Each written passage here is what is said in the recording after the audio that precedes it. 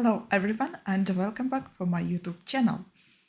And today we will dive into the fascinating topic for attitudes towards health, diet trends and fitness routine have varied across different generations.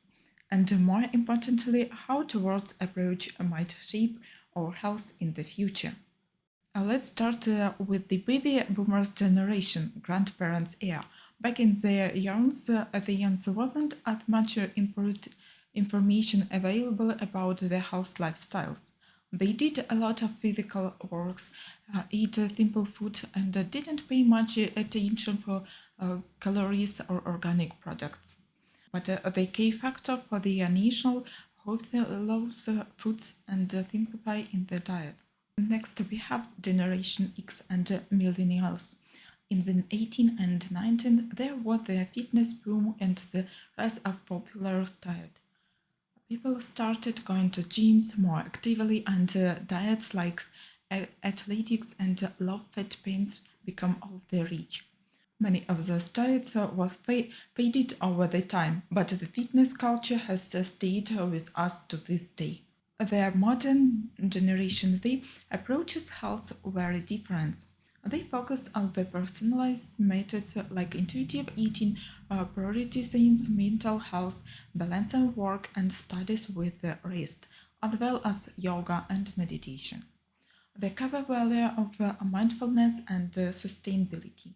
Most nutritionists now also advocate for a balanced approach of the strict dieting. A great example of today's generation Z is Zlata. She is a law student in the Switzerland who studies hard, works, travels, and leads a very active lifestyle.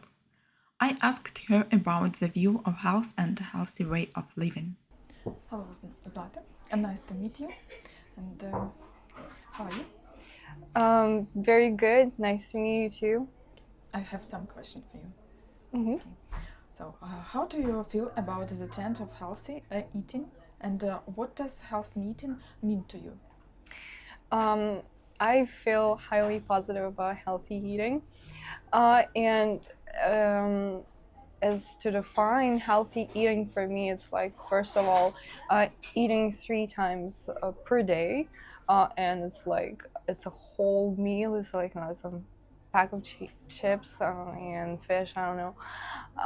And then also like balancing protein, carbohydrates in your meals, and also like eat a lot of vegetables. And you count your calories? Oh no, no, no, that's a road down the rabbit hole. No, I just eat. I know that it's enough and it's not too much. What motivates you for most experience? It is more about physical health or mental well-being for you? I would say more well-being, and not that much physical, because I'm happy to say that like still, since I'm still quite young, I can rely on my genes to take care of the physical, like to take care of the physical part. So it's mostly for well-being, and even more about my like intellectual capacities, because if I didn't eat properly, if I don't eat enough protein, I'm hungry and I cannot study when I'm hungry. So yeah. Okay, thank you. It is important for you to have balance between studies, work, and personal life. How do you advise it? um, it is extremely important, but still it's not that achievable. I don't know, when you're a student, even if you don't work, it's extremely hard, because it's like not exactly a 9 to 5. You go to university, and then you come back and you study again. It's not like you come back from your work, you have time for your hobbies, to take rest. No, you study again.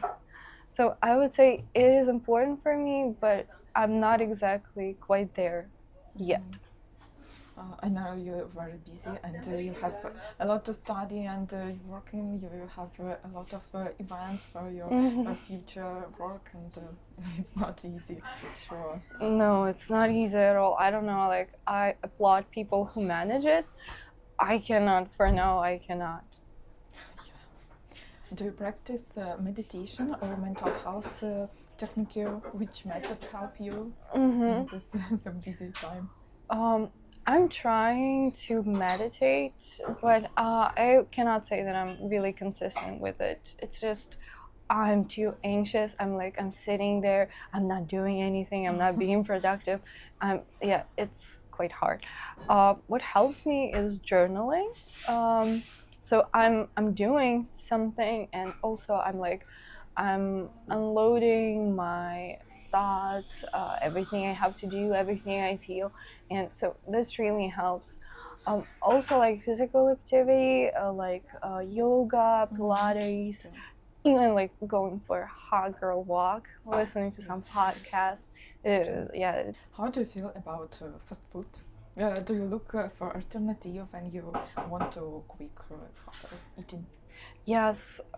I'm mostly against fast food too, because it's really unhealthy. It's horrible, and plus it's like it it really escalates your levels of dopamine, and not in a good way. Um, but I gotta admit that sometimes I eat it. Like only like last week I ate McDonald's this nuggets things because everything else was closed. But one time maybe it's not bad. Yeah, but if you like ask overall, no, it's total no for me.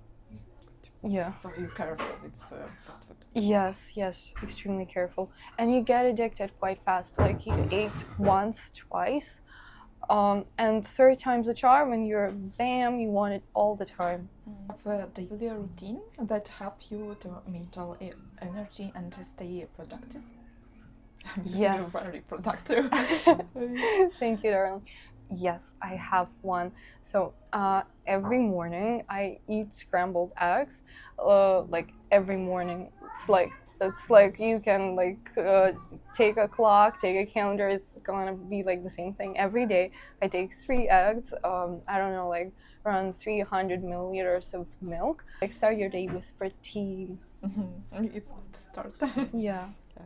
And what are your thoughts on the body positivity trends? I find that it's a crucial movement for also for liberation of women, or liberation of their bodies, for women rights.